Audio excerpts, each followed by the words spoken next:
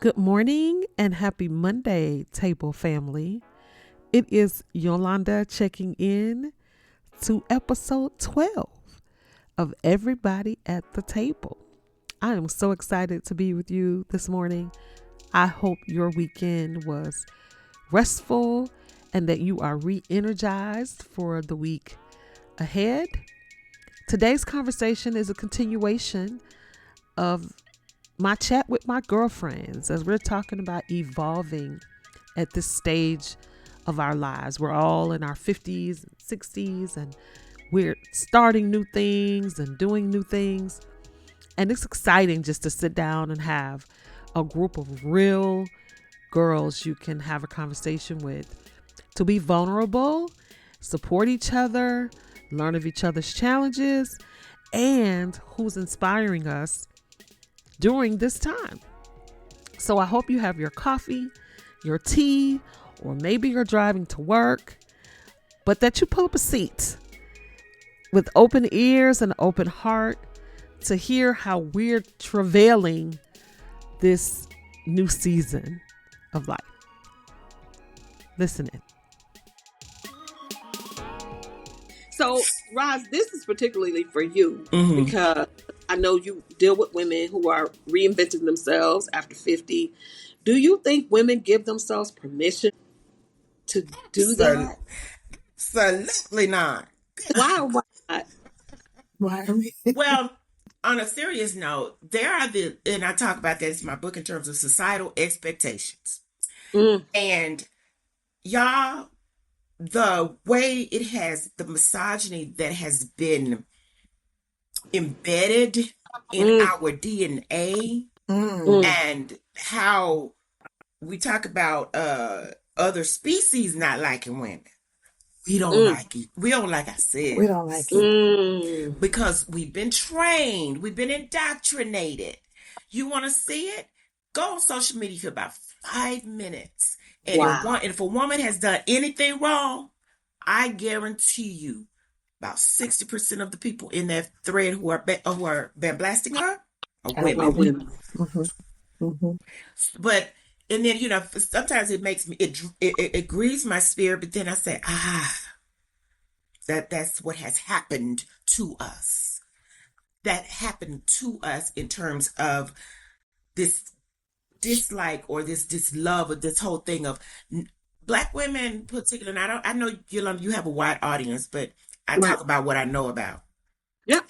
And Black women, we have carried the weight of society for so long. Mm-hmm. And mentally and emotionally we have been broken. So to ask, are we free and changing our minds? No, we're not. We're not. And you know what, Roz? I actually want to do, I'm looking for a white woman that's brave enough to have the conversation on camera Mhm. and on mic. And that's a big, I want. Because you talk about indoctrination of not having permission. Mm-hmm. Black women exert that permission more than white women. Yeah, Case Mm-hmm. in point, yeah, Donald Trump is president. yeah. Because our Because lifestyle is not tied to a to a man. man, Yeah, man. exactly, exactly, We never got the fairy tale, story. We was like, oh protection, yeah, Mm-hmm. provision, and it's not that our men don't do that, right, but we have to help them do that. Do right, that. right. Absolutely. Right, because We their have to hands have help been them. tied to do that. Exactly, They had never been high earners. Again, you have your exactly, unicorn, exactly. but our Black men hands been tied. They weren't Right, invited into spaces that we were invited to, simply right. because we were less threatening. Is how And we're we are double there. minority. You get Yes, 2 for 1. yes. So then we go home though, and then we have to deal with him who has been torn down during the day, and Mm-hmm. his spirit is just in the dumps. So he couldn't say what he wanted to say to Mr. But he'll bring it Man, home. Uh-huh. Mr. but he He'll bring Henry. say it at Mr. Hint. home. You're right. So now he Right. comes out, and that comes out, and so That that's comes why out we at ended home. up with such a high domestic violence Mm-hmm. rate. And if any Right, of us right. think back to I know when I was growing up, it was just part of the course. To Mm. come home and pop somebody and Yeah, it go was lay like, down. oh Lord, Brave enough Go to they lay late. down. fighting today, and it was just, I was like, something's wrong with this picture, Right. but so my point is we have history we're We still do. dealing with things in our history. And everybody was, slavery was 400 years ago. Okay, but Jim Crow was 50 years Was ago. right. And all of that is transferable. It is It absolutely is. It transferable. absolutely is. It's absolutely transferable. So there's no way to say that, we are, in terms of giving ourselves permission, we are evolving.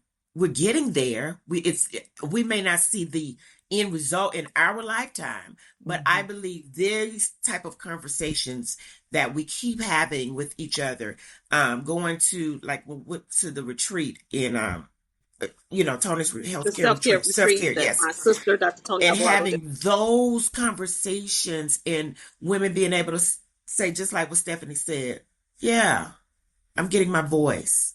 I'm hearing, I can do this. I can do this. And it's not because somebody in Stephanie's family told her she couldn't. Right. It's just they were doing all they knew to do to stay alive. Absolutely. And when we say we don't give ourselves permission, how do we get there?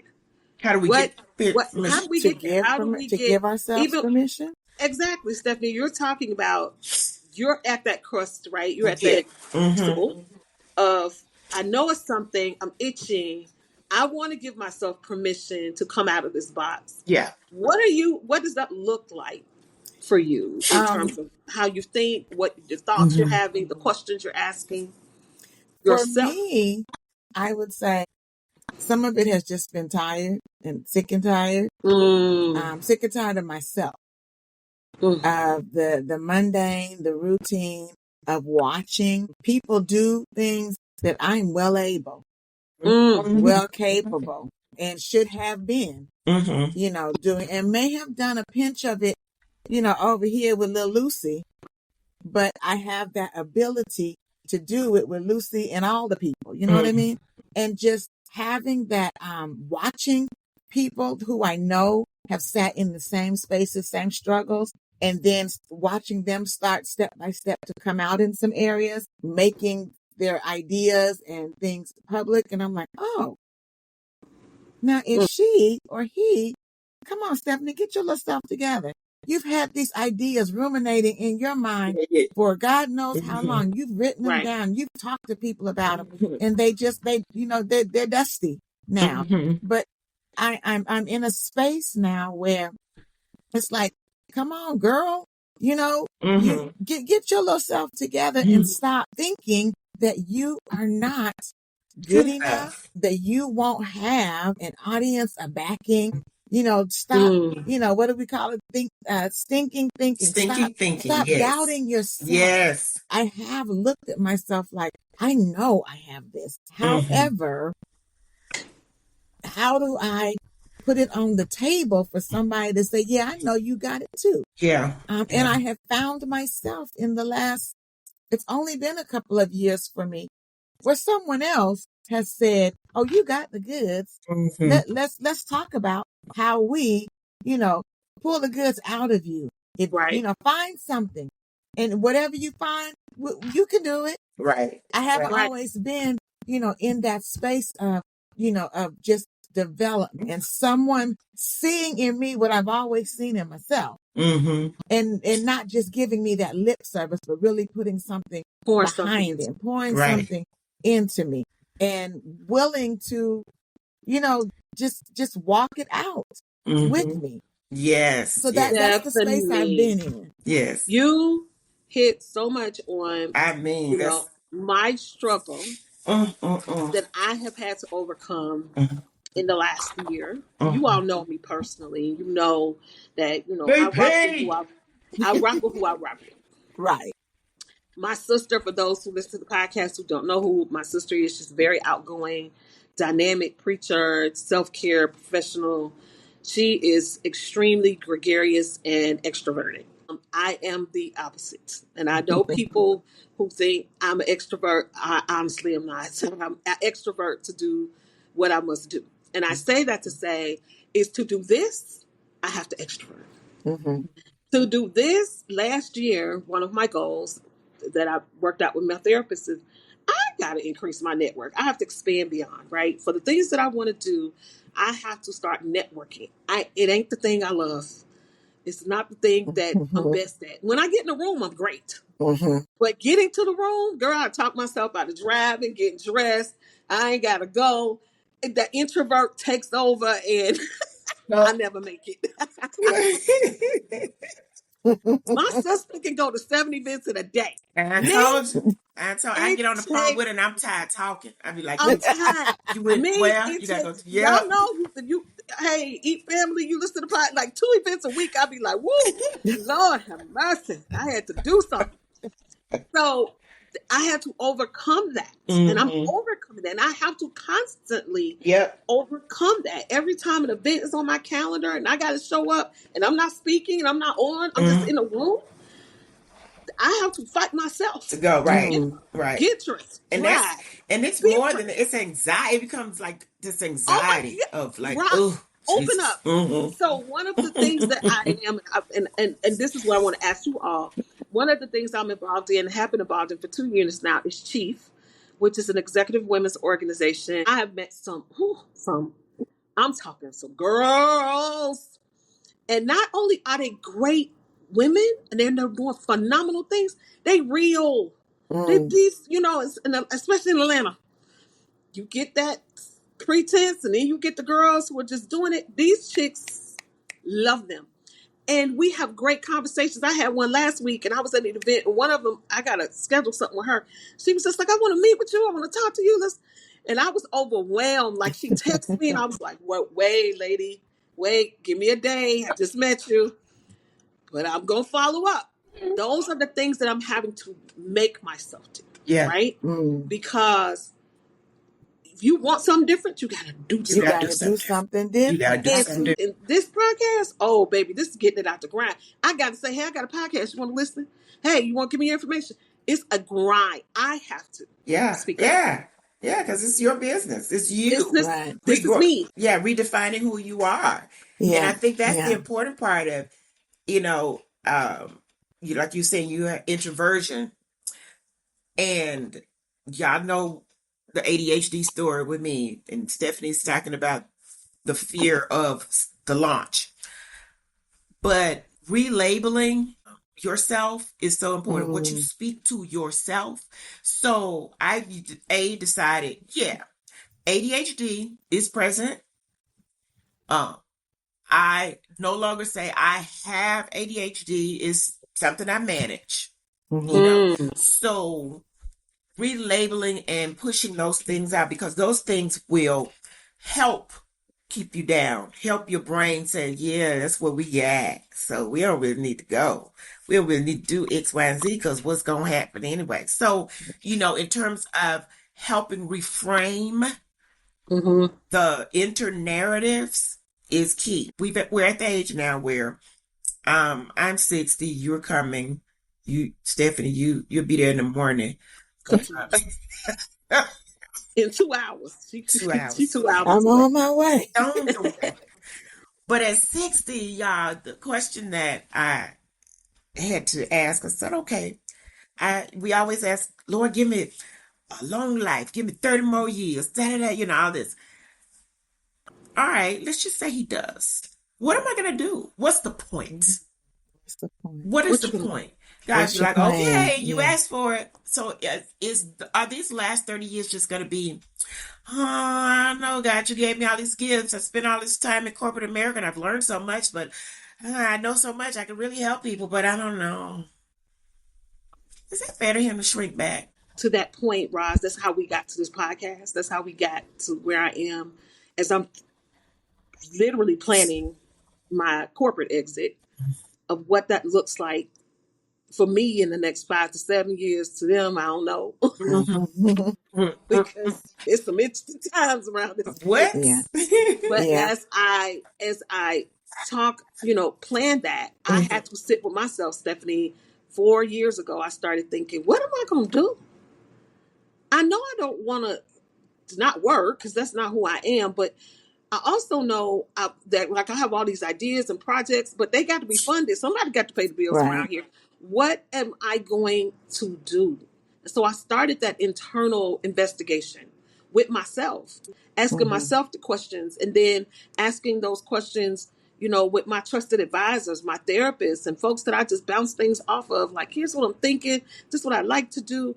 And so that's why I asked you the question, Stephanie, like, what does that look like? And I know many people listening to this, when we talk about building tables, you're having that question. You're probably saying, Yolanda, I would love to build a table. I don't know how to get started, or I don't know if mine looks right, or I don't know if I have the right specs. That's all work that we got to do together. Absolutely. Yeah. And in community. Because all is insane in one head.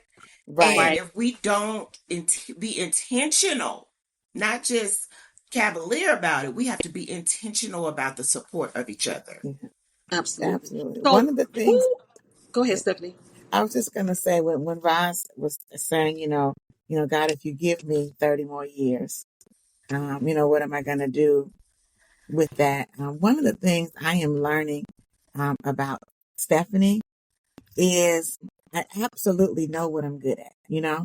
I know what I do well. I'm learning even the more how to take those pieces and expand, watching myself in the eyes of other people say, I didn't know she could do that. I didn't know that, that was a part of her repertoire, her resume, or her abilities, my skill set, and putting me in some spaces in rooms that I would never ever, other than ordering the lunch.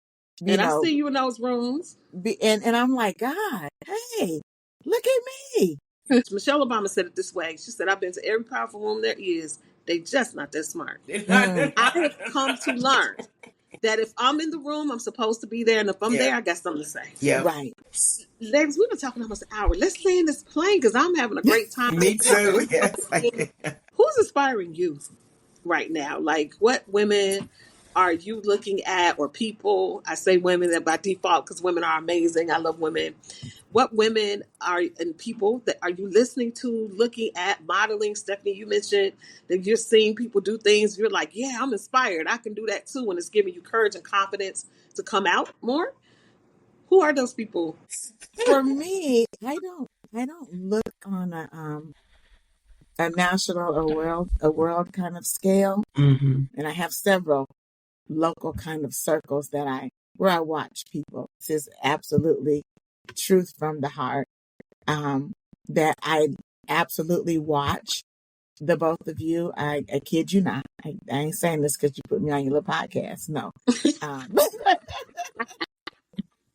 But there are ways that you all present yourselves, enter into a space and speak that I'm like, oh, Stephanie, write that down, or figure that out.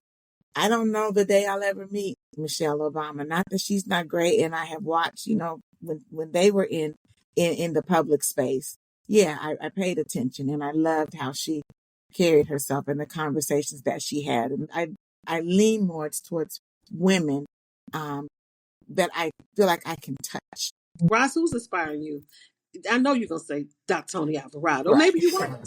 Absolutely. I think that almost goes without saying. Yes. This is my best thing. Watching her just exist as the Lord has called. That excites me. So that relationship. We all need girlfriends like that. Yeah, and that relationship works for us. You know what I mean? There's no competition. There's no, I'm trying to steal her audience.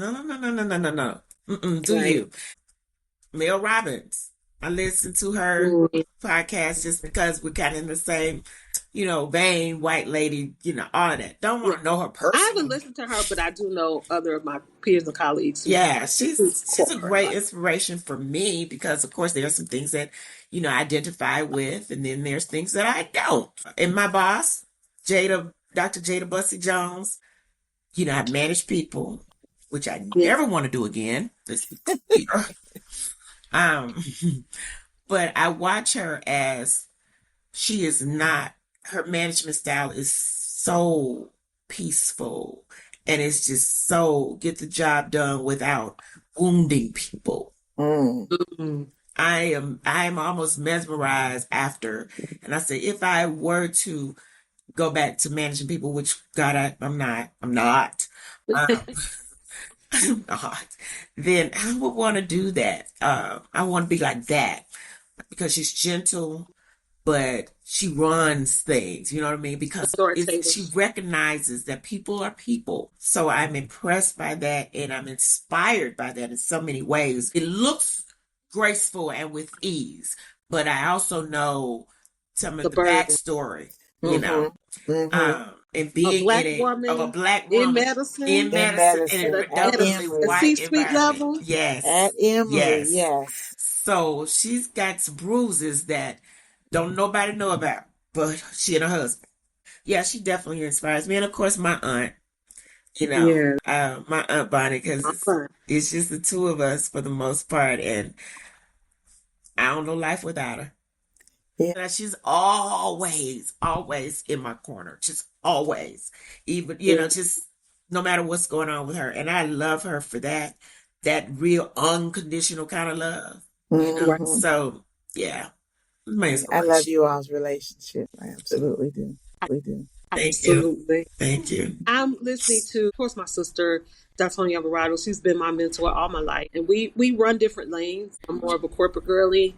She is certainly social justice pastor and now self-care leader. But we inspire each other and we work well together. But I'm always amazed at her energy to do the things that she's doing right now. I have one colleague that I'm developing a friendship with, Celeste. I know you're listening, Celeste Turner. This girl is bad. She is bad. I can't wait to have her on. She is a futurist, as she calls herself. She's a strategist who just thinks about the future and thinks about big things and how to bring them down to the level of others and bring insights and make things happen.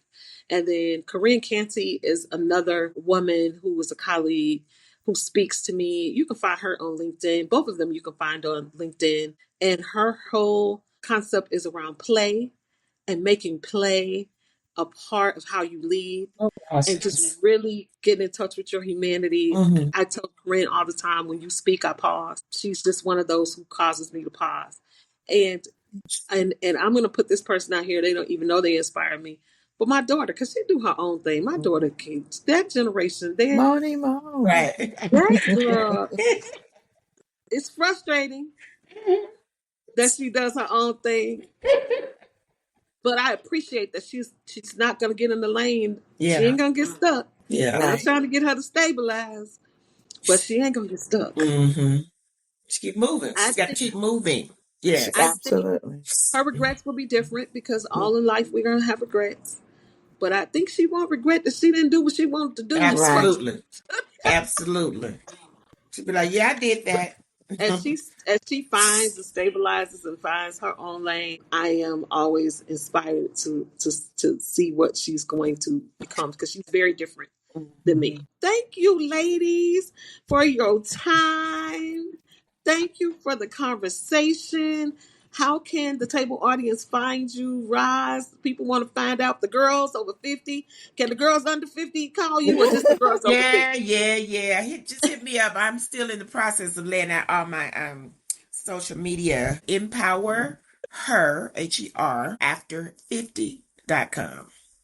And when can we expect that book? Within the next 30 days. And of course, when the book is finished, I will send it your way. So hopefully you can share the link. Absolutely. You can come back and we can talk a little bit about it. Yes, we can. On At the Table. Stephanie, how can people find you? You're a producer. You are an administrator. You are an editor. I sat here and I got three businesses for you just from having this conversation. Hey, let's talk. Money comment. I'm really good at that. I'm really good at putting people to work. I am. No one's ever asked me how can they find me. I'm gonna have to start figuring out how I can be found. On Facebook, I am on Facebook, Stephanie Allen Hodge. So we have to develop. I need to develop it. Absolutely, I absolutely need to start working. If you're looking for someone to do it, she can do it. We just got to scale her up to be found, right? Yes. So if don't let that slow you down. You can get in touch with me. I can put you in touch with her. If you are looking to have your book edited, which I need to talk to you because I do have the Everybody at the Table book that will be coming out sometime this year. an event coordinator. Like Stephanie really is an administrative coordinator extraordinaire. If you need someone on the ground to run your day, she is the girl for Absolutely. Yep. That's you. what I do. Yep. So I can put you in touch with her if you're looking for the person to help you with that. I enjoyed our conversation. Next time we're going to have this at a table. At a table. Well, we chew and nosh and maybe champagne and clink and do all the things that girlfriends do. Thank you all for joining this conversation. I hope you enjoyed this conversation as much as I enjoyed facilitating it between my good girlfriends, Rosalind Davis Bogle and Stephanie Allen Hodge. I do want to have an honorable mention moment. Tiffany Snyder. I hate calling names of people that inspire me, but Tiffany Snyder is an ally of mine and someone I'm growing very fond of because she is just an inspiring individual who listens well, who's creative, who's artsy, who's experienced a lot and shares openly. You can find her on LinkedIn as well. Thanks for listening. I want to hear from you as always. So hit the comments, share your thoughts on how you're evolving, who's inspiring you, what you're going to do next, or what you need help with to get unstuck and moving forward. If you want to get in touch with Roz or Stephanie, you have their information, or you can reach out to me. Both of those women are available and more than willing to help shape you on your journey in their particular skill sets and what they have to offer. Thanks again for listening. And until next time, dine well.